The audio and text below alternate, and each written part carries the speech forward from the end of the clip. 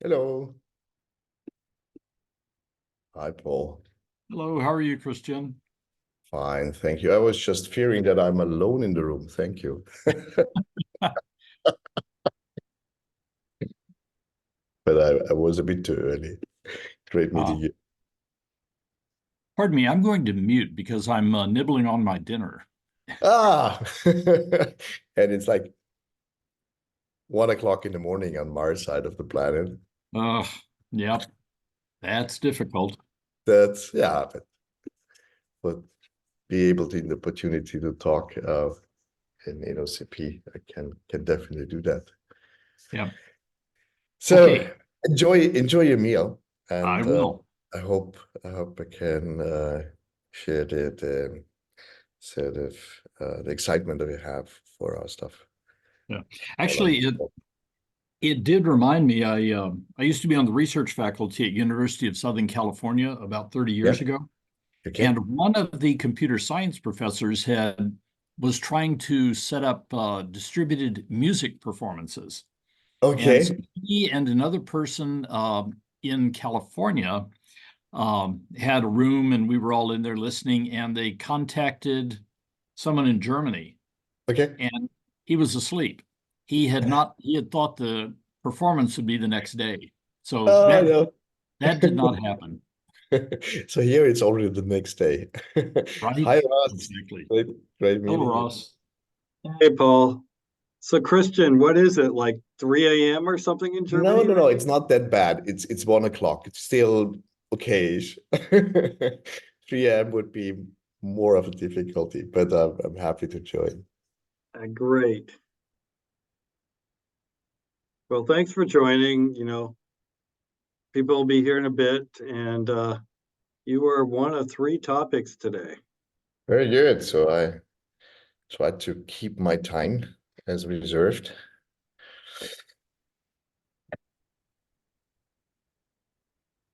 Hey, Chris, thanks for joining today. You bet. I've got a slide deck ready to go, so just let me Okay. know when you want me to start sharing. Yeah, no problem. We're going to have Mike Allison go for like 5 minutes before you, and then you'll be up, and then Christian will be up. Okay, sounds good. Thanks. Well, just give it a few minutes for everybody to shuffle in here. We're still early.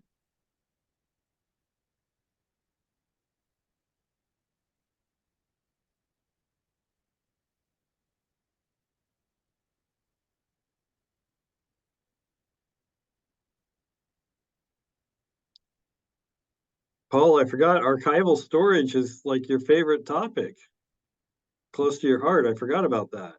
Oh, yeah, yeah. Although I've been out of that world for about 9 years now. Wow. I was working at, well, it began when I first joined them, it was Seagate Tape, but by the time I left, it was Quantum. Okay. And Interesting transformation. yeah, and we had done the fifth and sixth generations of the LTO standard in a joint development with Hewlett Packard. Okay. And then some executive at HP decided they could save money by not building tape drives anymore. Okay. So a lot of us were shown the door. Okay. And I've been in the standards only world ever since. So Hello, probably Kevin. I have some déjà vus for you, but hopefully not in closing down businesses, but opening a new version Ah, of really long-term data storage. So really excited. Hi, Paul. we did.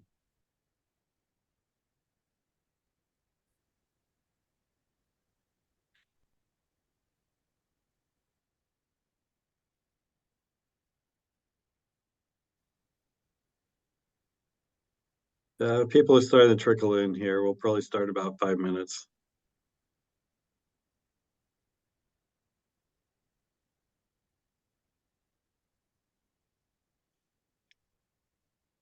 Mr. Geldman, welcome. Yeah, hello.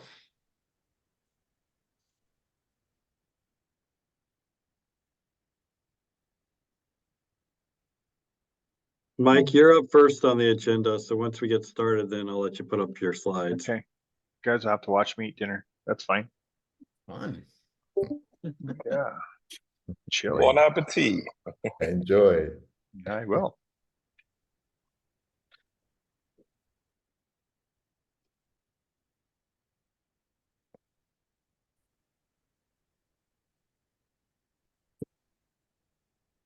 I'll give it another minute or two for people to join here. Right.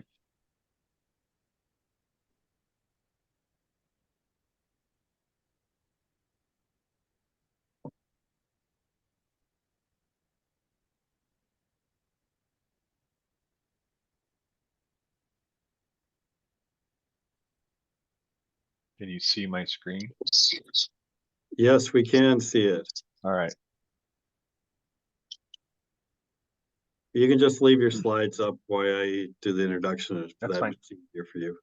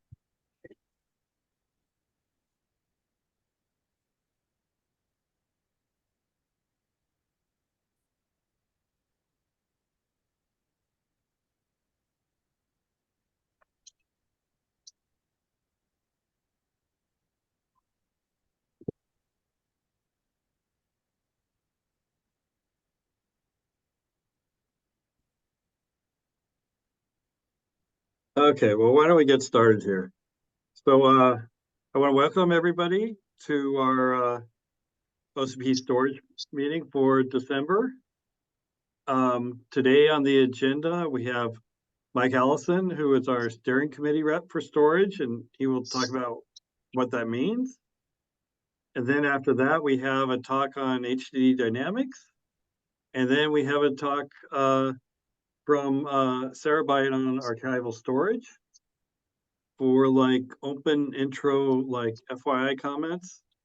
I do want to let you know OCP Regional is coming and storage group will not be going to OCP Regional.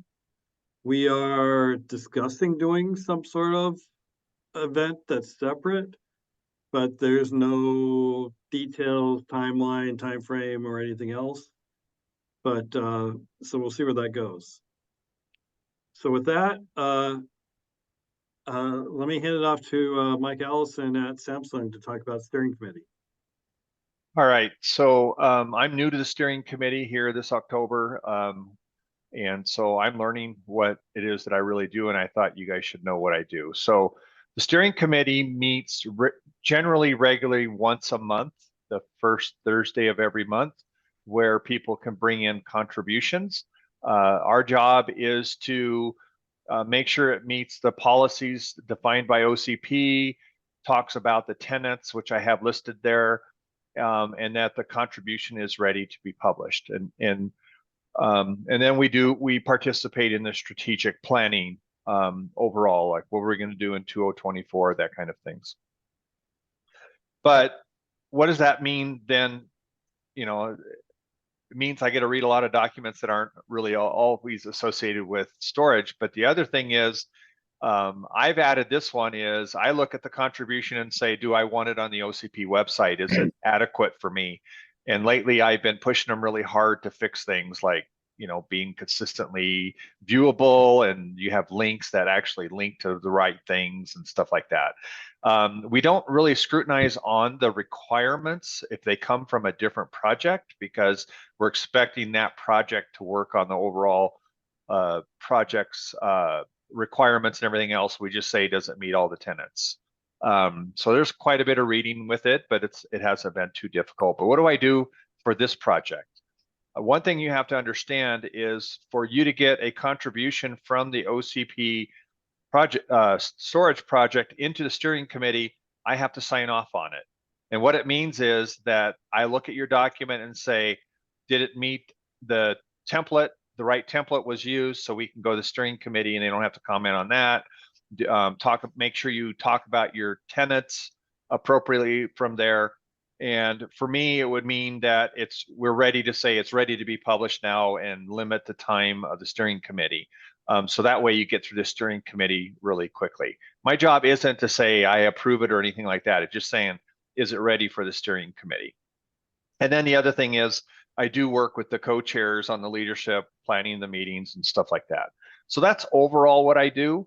From the steering point of view, it's just, at least since I've been here, I haven't really understood all that they do from that point of view. One thing I did learn is joining the steering committee right before OCP Global Summit and everybody wants their contributions added. That was a lot of work. So any questions? I just want to let you guys all hear what's going on there.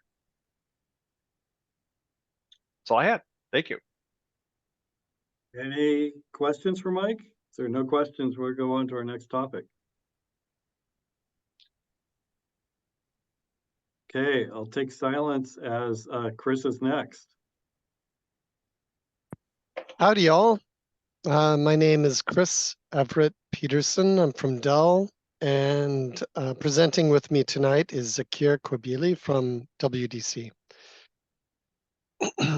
And I wanted to give you an update on the OCP storage work stream of hard drive dynamics. This is a work group that's been working on that area. I think we started in about 2019 or 20. And some may be fairly familiar with this through our past publications, and perhaps you've attended some of our meetings over the past few years. So I'll go on to the next page.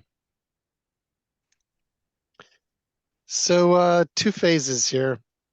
We finished the first one and published on the OCP site in June of 2021. And pardon me, just one second. And from that, we have a paper that's linked here. You can search for it online, and with design collateral, meaning there's CAD for how to design the dynamic circuit. We'll talk about what dynamics is in just a second. Broad industry collaboration, as you can see. As soon as we finished in 2021, members of the team said, hey, we really ought to add some more things to this. And so we started on phase 2, which adds vibration to the acoustical circuit. And again, we'll talk a little bit more about this in a second.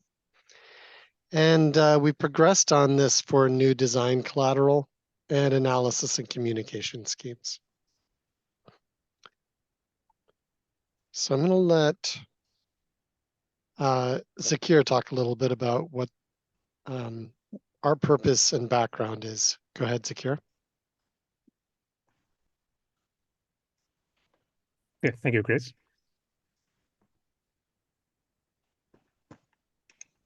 So I don't know how much background you have, but the purpose of the surrogate is mainly to measure the dynamic disturbance that's seen in the server chassis, mainly due to fan noise. And as the fan speeds are increasing, we're seeing increasingly more excitation, and this is affecting the hard drive performance. And individually, each company came up with their own surrogates, and this is a project to really standardize what the methodology for everyone, so that hard drive suppliers, chassis makers, they all follow the same tools and measurement methods. And, yeah, thank you, Zakir. And you'll notice here that a lot of folks use the term RV, but it should be noted that RV is only one degree of freedom of dynamics. Acoustics, LV, airflow play as large or larger roles. In fact, the reason we started with the acoustical surrogate was that is the primary disturbance to hard drive throughput performance today. So, if you just look at RV, you're missing a large part of what's going on. So this is kind of I presented in 2021, I believe, on hard drive dynamic sensitivity. And this is just a little pictorial. As you can see, at that time, we were focusing on the acoustical part. Transmission of vibration was historically, seen below about 3 kilohertz, and that's pretty much where we continue to see it. The acoustical contribution, that we've been working on and contributes to hard drives' performance degradation has been observed for about the past decade or more and goes up to about 20 kilohertz. It now dominates in many of the applications. This is another view, kind of a high-level view of a chassis. Could be anything really, but we're showing a 2U chassis here with 12 3.5-inch hard drives. And the vibration historically, if I go back 20 or so years, was actually from adjacent hard drives, meaning a hard drive in slot 2 would, be reading and writing, and its motions or its head's motions and even just the spinning of the hard drive might disturb the hard drive adjacent to it. That was real, and it was something that needed to be controlled and regulated then. But over the past 20 years, the air mover vibration and acoustics, as Zakir just noted, have become more important.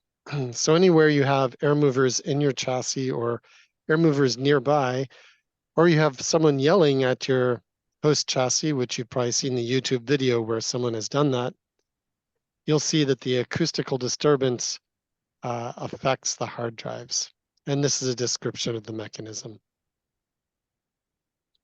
Before we go on, are there any questions about the background of hard drive dynamics or what we're trying to tackle here?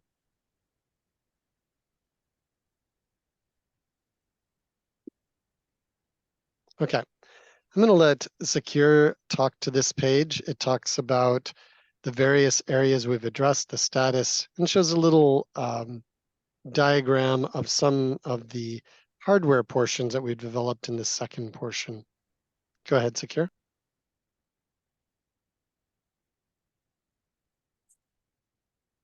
You're on mute. Yes, so for the phase 2, we of course started from the phase 1. So we try to maintain the phase 1 microphone locations in this design. So it's exactly same location, same one on the top side, on the bottom side. So I don't know if you can see my mouse, but that's where the microphones are. So maintaining that, we try to incorporate the rest of the sensors, which is for the vibration around it, which is supposed to give the 6 degrees of freedom, the linear XYZ, and the rotational XYZ. And we try to maintain the total number of sensors to 8 just for more of a convenience, because most of the data acquisition systems we get is about 8 channel. So that way we can assign 6 for vibration and 2 for microphones without having to sort of combine the data acquisition systems. So that was the philosophy behind maintaining the total number of 8 sensors in the system. Again, doing the 2 of the microphones and then 6 accelerometers, resolving the 6 degrees of freedom. We did incorporate some special features to really make it having some O-rings for the microphones and some strain relievers for coming for all the 8 cables coming out of the surrogate, just for safety of the sensors. So those are all incorporated in this design.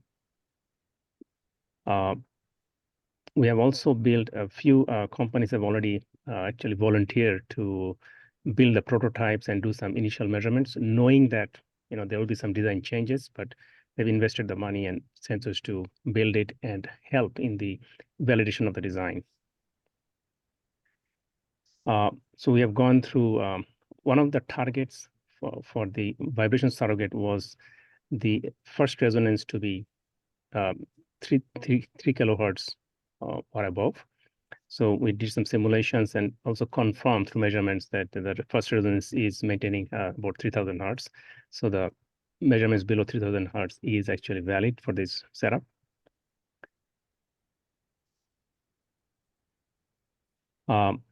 another step we had to take was having the prototype. We tried to compare the data from this surrogate to the phase one surrogate for acoustics. And we did that through actual chassis measurement at different RPMs, as well as using speakers by different companies. And next step was for the vibration, we didn't really have a OCP or a standardized vibration surrogate. So at this stage, we had two choices. One was to actually do some known values in Shaker to confirm the data we get. Other option was also to use some internal surrogates that different companies have been using, compare the OCP against those data to get a baseline. So far in the project, we have, I think, more or less close to the design is complete. The prototypes are built, some validation tests are done. I think some of the pending items, as you can see in the list, we're still deciding on how to calibrate the surrogate. Of course, the sensors have their own calibration, but we believe for proper usage, we should have some sort of calibration for the surrogate as a tool. I think we went quite a bit back and forth on the analysis setup that is complete right now. Repeatability of the measurements is another area. Actually, Chris created some 4 different work streams just to increase the pace of this project so that we can get it done faster. So I think each of these have the different work streams: calibration, repeatability, analysis setup. And those are in progress. And yeah, so from here, I think that another items are the threshold communications and the reporting mechanisms. Do you want to talk a few more on those items, Chris? Sure, thank you, Zakir.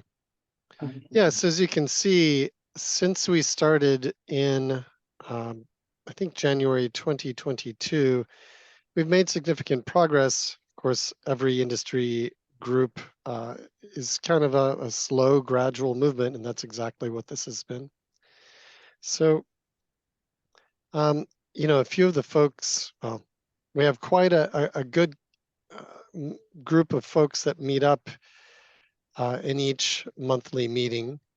And you can see some of them here over the time. And as Zakir pointed out, we have broken up into work streams on the to make progress, with some of them being, okay, now that we have the hardware designed that is unified for vibration and acoustics, and now that we've demonstrated the different parameters that are important for both of those measurements, meaning for the 6 degrees of freedom of vibration and for acoustics, now we want to be able to talk about what does this mean to someone who uses it.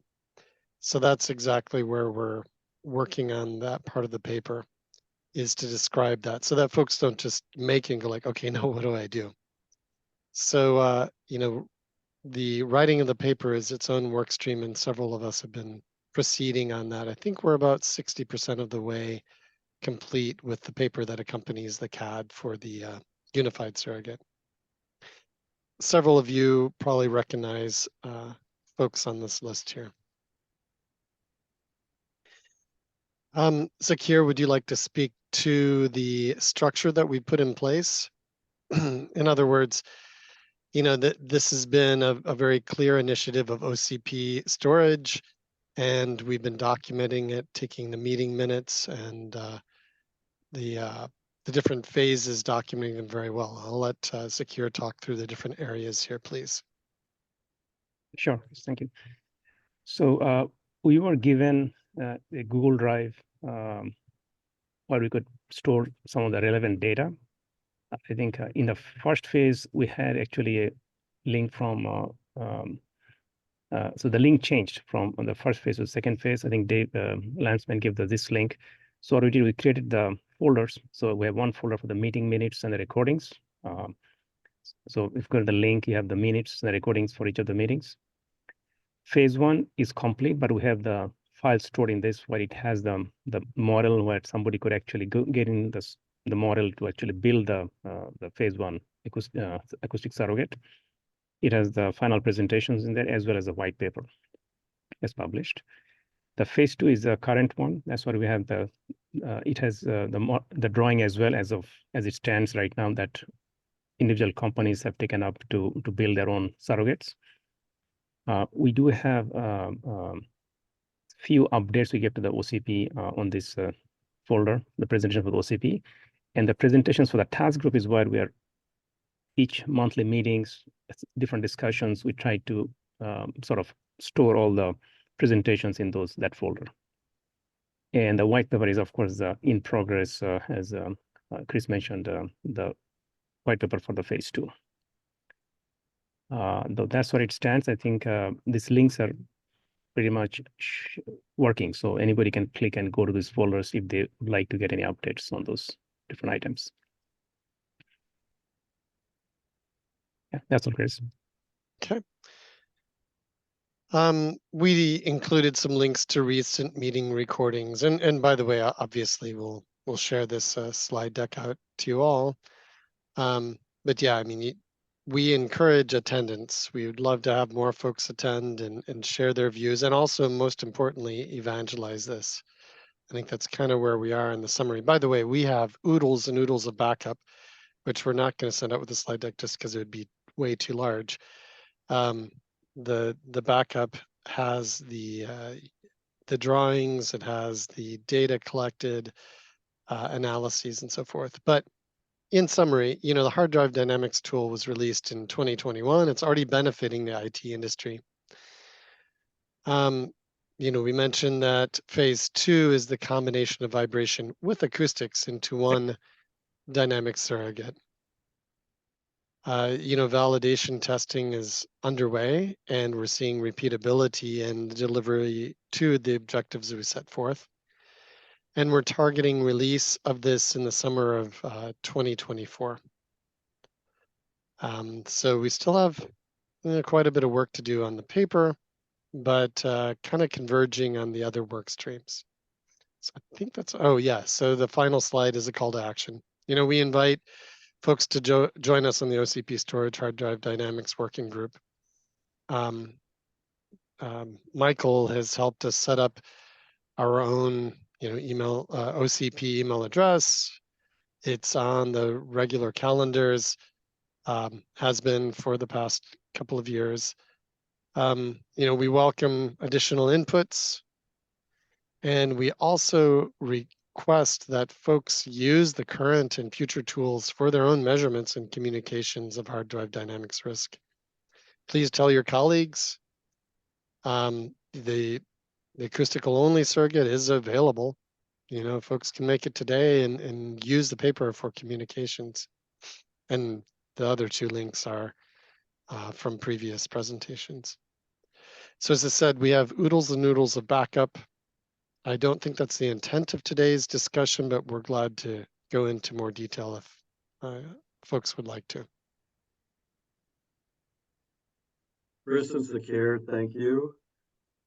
If you could send me, this is Ross, if you could send me this deck, I will send all the presentations out to the reflector after I collect them all from today. That'd be really helpful. You bet. Any questions anybody wants to ask?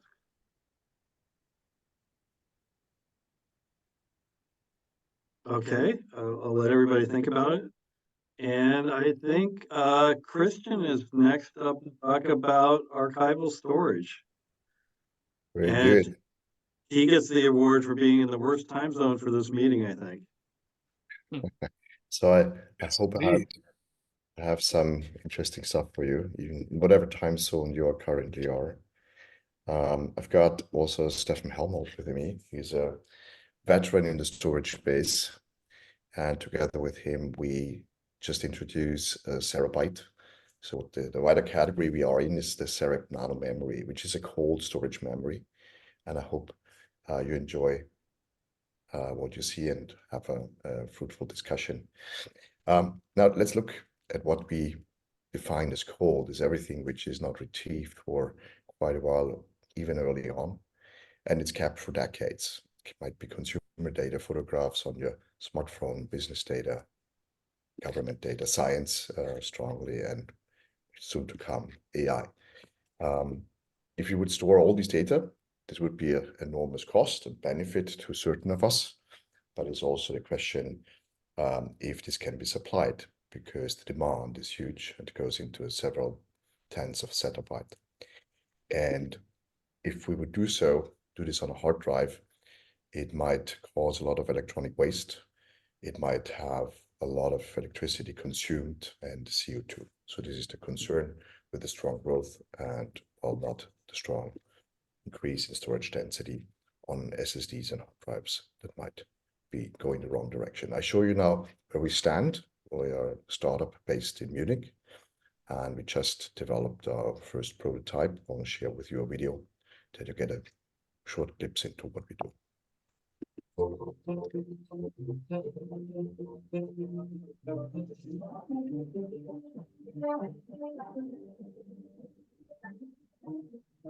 Within a shortest period of time, we evolved our initial proof of concept into a fully operational Terabyte end-to-end demo system, which consists of one write-read rack and several library racks. Terabyte uses thin glass with a dark ceramic layer as data storage media that are stored in cartridges in a robotic library. To write the data carrier, a cartridge is transported from a library rack to the write-read rack. Next, it is opened and a data carrier removed and positioned on a stage. Data is written by QR code-like patterns using a femtosecond laser pulse that is shaped by a digital micromirror device and projected through microscope optics onto the surface of the data carrier, ablating holes or no holes into the ceramic layer, representing zeros and ones. During the forward movement of the stage, a line of QR patterns is written, which are read back and verified during the backwards movement by a microscope camera. When a data carrier is fully written, it is returned into the cartridge, which is then moved back to the library. The read workflow is similar, whereby only the microscope camera is engaged and data is read in both directions of the stage movement. Error correction and file allocation will work similar to other mainstream data storage technologies. We used only commercial off-the-shelf components to build the demo system, delivering impressive progress in a short time, with a small team and limited resources. While providing an end-to-end workflow demonstration, this first system obviously doesn't compete with today's state-of-the-art storage systems. Terabyte's roadmap will enable us to reach leading-edge data storage technology specs. With the footprint of data center racks, Terabyte has the potential to become the future standard for sustainable long-term data storage. The simplicity of Terabyte's data carrier is only one of many reasons why Terabyte is a cost-effective and easily as well as fast, scalable technology for future data storage. No energy is consumed to retain data, and no data migration is required once written. Or to be more precise, only one data migration is needed. Your last one onto Terabyte. So I hope that gave you a clear overview of where we are. And of course, a lot of questions will come up, and I try to sort out the questions in the next few slides. So our aim is obviously to store data for long, very long periods. And doing so, the medium is very durable and long lasting. So we save a lot of CapEx and partially OpEx, needing less energy. So that's why we save compared to hard drives and magnetic tape. The other element to it, as mentioned in the beginning, is saving energy and being recyclable, because in the end, the storage medium is glass, so you can recycle it. Now, let's go through a couple of principles what we apply, and then see if you like that, what we propose. So basically, it's unlimited lifespan because the glass we use and the ceramics are inert materials, so they last very long. And the structures we took for simplicity reasons, QR codes can be punched in, as you have seen in the video. Now comes the amazing quality of, wait a minute, of the medium. Sorry. It's glass, so you can chill it down to minus 273 degrees or almost 0 Kelvin. You can heat it up to 300 degrees centigrade, 500 even in acidic environment, and also expose it to EMPs, UV, and so on. So extremely durable. So that's why we resonate very much with governmental bodies and other elements who think that durability is a quality in itself.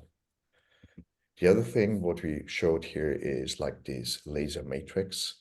We'll share a link for that, how the principle works. So we can write up to 2 million bits in one shot with so-called digital mirror device. And to explain a bit more what it is, basically we take a femtosecond lasers, we have the image, like a QR code on this digital mirror device, and then project it on the surface as you have seen. And through the same optics, we read again. So very simplistic approach at the moment. This is the prototype, of course, needs more sophistication over time. But why is it faster? Think of optical or any moving disk. It's limited by the speed of the disk. And what we not have in this case is like we have this massive parallelization.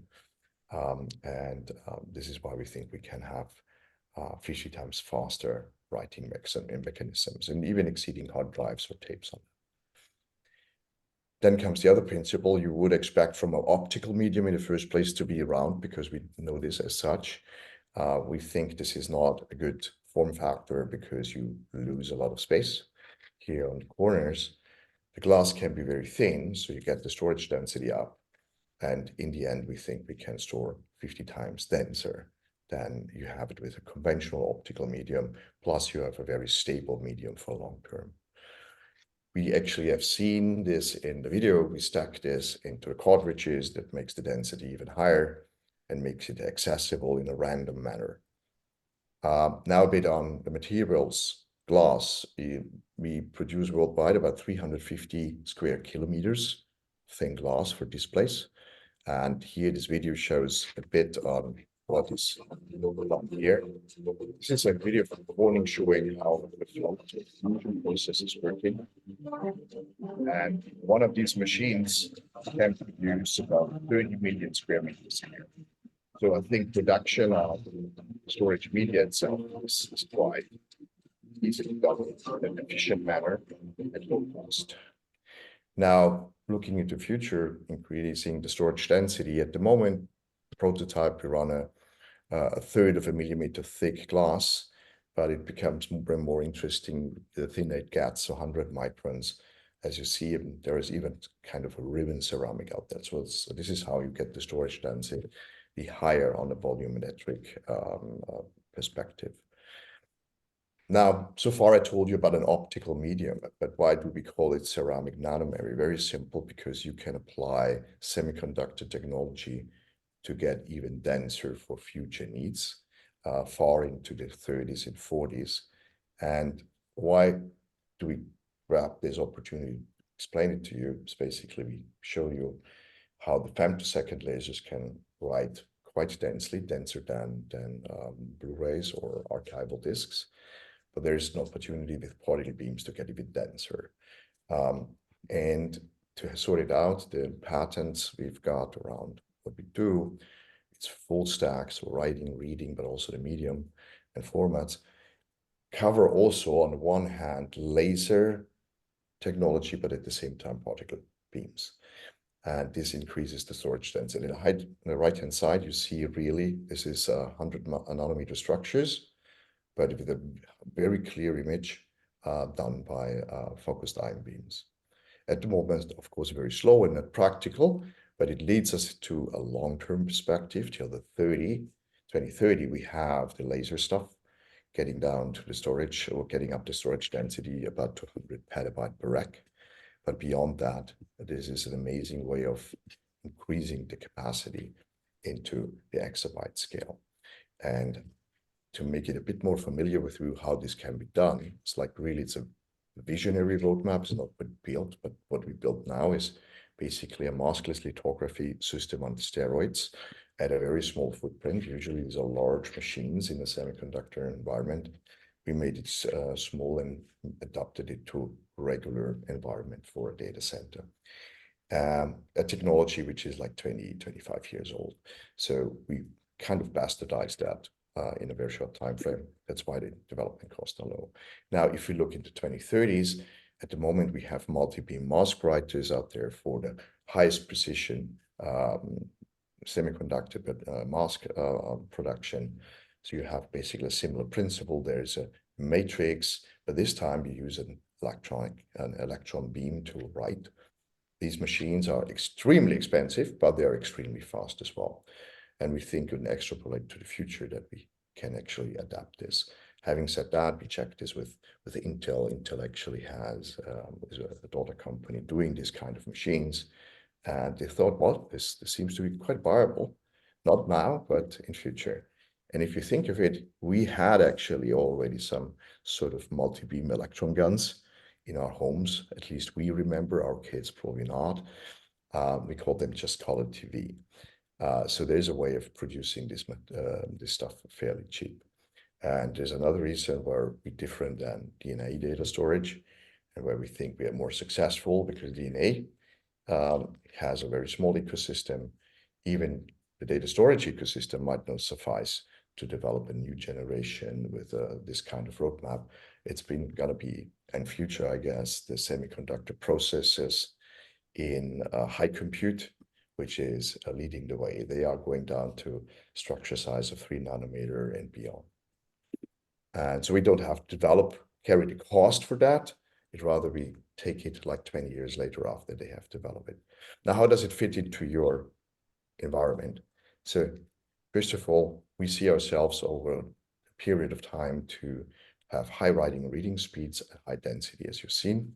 This sets us apart from the existing LTO tape and hard drive, but also from DNA, as mentioned.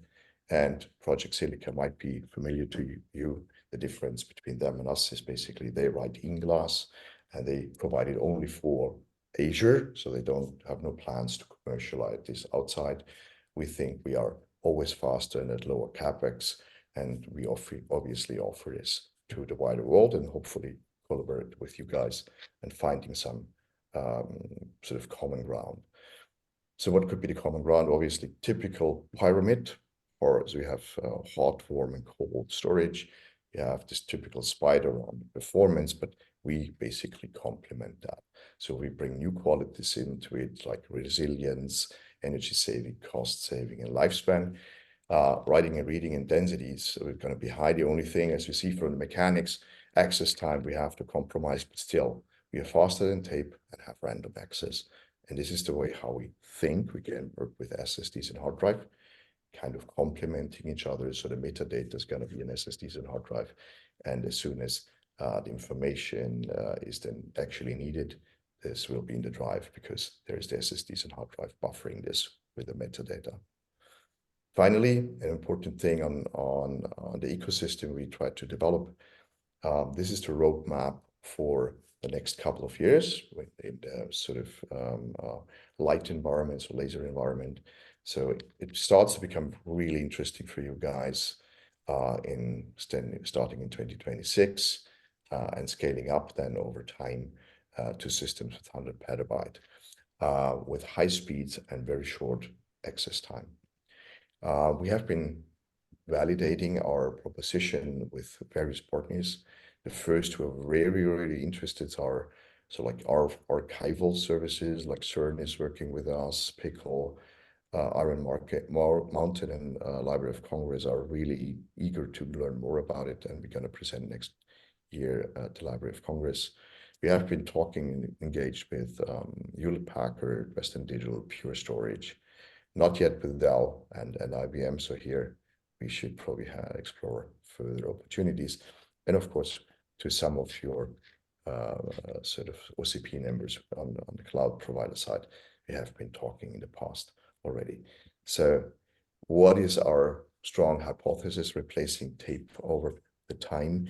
Basically, we see a kind of vertical market failure there. I think this is not new to you. IBM is having 100% of drive business, Western Digital 100% of the head. So it might be a very sort of innovation unfriendly environment if you look at this, and Fujifilm having 80% of the tape environment. So what we want to do different, and this is the invitation to you guys, is we want to have a multi-sourcing concept established, build the ecosystem so that in each of the value chain steps, we have several suppliers that drives costs down and makes the whole proposition more viable over time. So we will keep ourselves more in the environment of having the license, that the concept, the R&D is then centralized with us and some of our partners. And yeah, this is actually the end of my presentation. We are looking for partnerships and pilot projects together with you, and see how we can find a common ground of complementing systems and test actually what the future of ceramic nanomemory can bring to you. Thank you very much.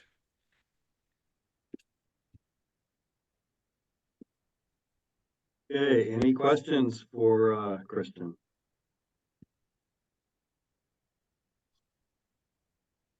Well, I'll throw out a question while we wait, see if anybody else has a question. So I understand the media is very temperature insensitive, maybe I should say. But is reading and writing temperature insensitive, or are those much more constrained what temperatures they need to happen at? Of course, it will be difficult to have like a 300 degrees reading device. No, that this will be more in the typical data center environments. Like we design the systems for 5 to 50 degrees in operation, between 0 and 80% relative humidity. And this is probably something you will not find with tape. Tape is a much more delicate kind of medium. Okay, thanks. Any questions from anybody else? About breakage resistance? What kind of? Yeah, this is something you have to be careful about. I mean, as soon as it's getting out of the cartridge, this is the sensitive moment. But consider this glass is similar to, and actually this is Gorilla Glass, so the surface is pretty hard. And the thinner they get, the more bendable they get. So as you have seen this in the video, this can be managed. So the critical moment is actually at the moment where you get it out and into the cartridge. As soon as it's on the drive, this is a vacuum pressing it on the surface, so no threat of damaging. So the critical moment is really that time when you get it out and in. Otherwise, it's pretty safe.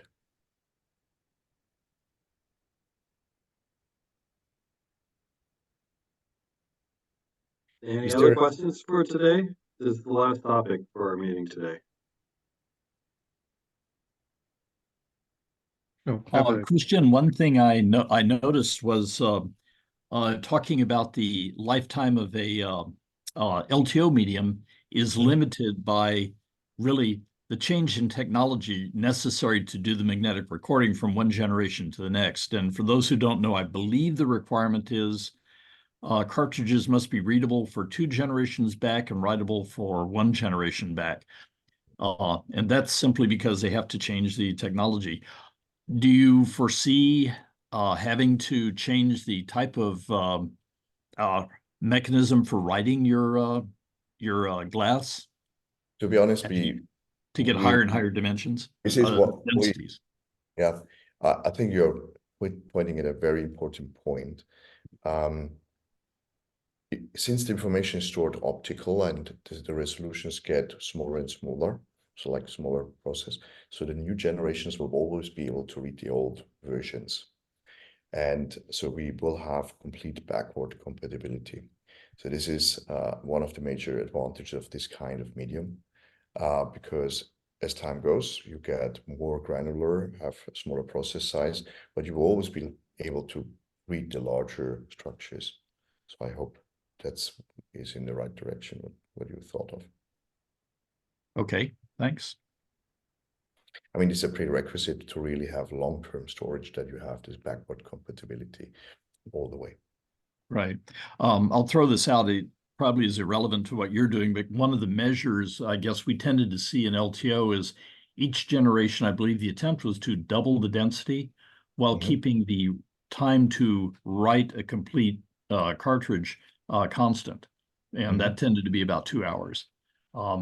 So it'll be interesting to see how, as you progress, what your numbers are. Yeah. I mean, here we have a clear advantage of the scalability of the elements. Think of the digital mirror devices. This is like you have it in your car as a head-up display or for video projection and so on and so forth. And they follow the same way as any media projection system is going. So there's higher and higher resolution, 4K, 8K, and so on and so forth. So this makes it enormously fast. So the bandwidth, the technical bandwidth of a digital mirror device is 8 gigabytes per second at the moment.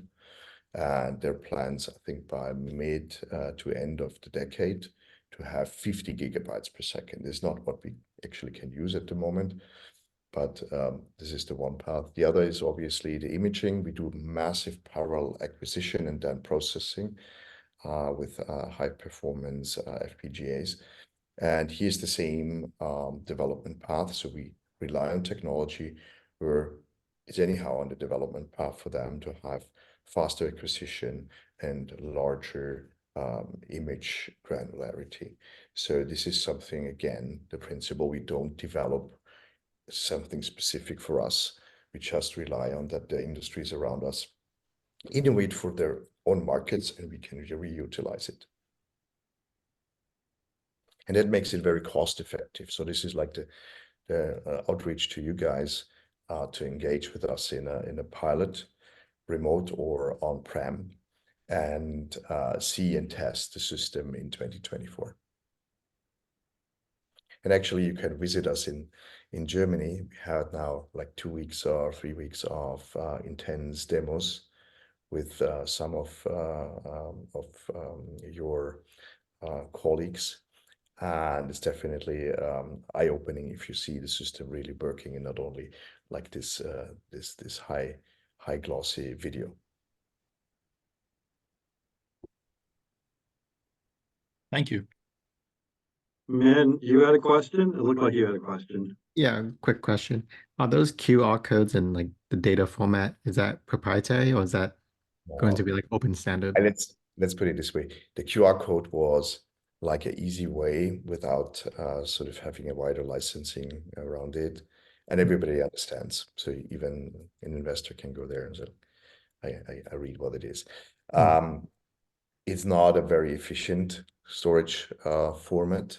We developed our own version of this, which is now has been granted in the US, which is about, we call it overlapping matrix, or what you can refer it to is like shingle magnetic recording. That's the same principle of overwriting and overlapping information. And you can do the same in the optical realm in 2 dimensions. That's why this is a much more efficient way of storing than the QR codes.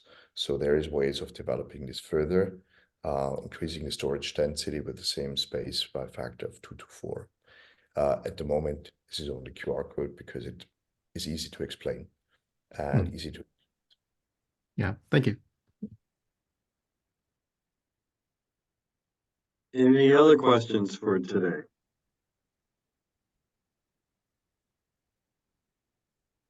I have one. Well, go for it. All right, sorry, I was fiddling around with my mute button. So is the way to envision this like it's engraving a picture in one fell swoop, or taking a picture, just snapshots of what's on there? And is it one snapshot per layer, or is it multiple to cover the whole layer? I mean, how would you characterize that? Yeah, at the moment, different than Project Silica, we only use the surface and we don't engrave into store information into the depth of the structure. It can be done, but we look for a very simple way of doing this. And at the moment, we use both sides of the glass. They actually can be coated with this thin ceramic in a very easy way, actually in tune with the production of the thin glasses. Usually they are coated with a metal oxide. We just take metal nitrates, just a change of process parameter, and that's how you can produce it. But you have to be careful at the moment, we don't write several layers in the glass. So at the moment, we made it very simple, just one layer on top on the surface, limiting us at the moment, obviously, in the storage density. Having said that, you have seen the visionary roadmap when we go into the mode of electron beam matrices, then the storage density is achieved completely different ways. It's like getting it denser and denser. All right, thank you. Okay, last chance. Any more questions? Otherwise, we're done. Okay, I think we're done today. Thank you so much. Thank you to all our presenters for presenting today. And have a great holiday, and we'll see you in the new year. Bye, everybody. Goodbye. Bye. Have a happy holidays.